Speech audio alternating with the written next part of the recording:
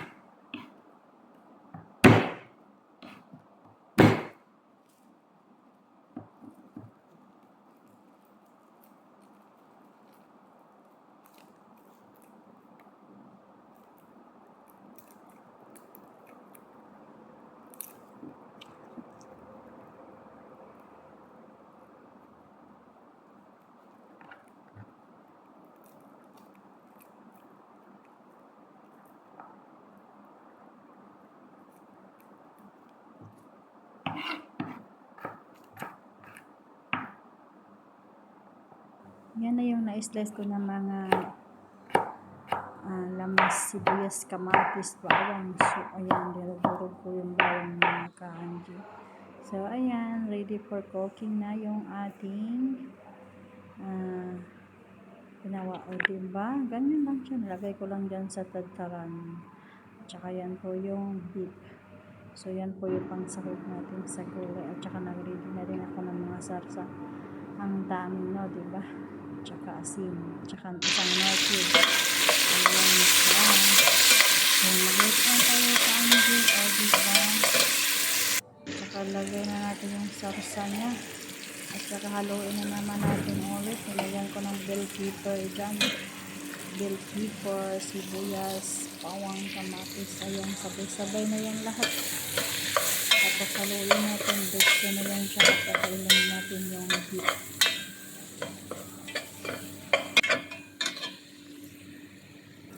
So, yung mga kaanggit, linis ko na yung beef.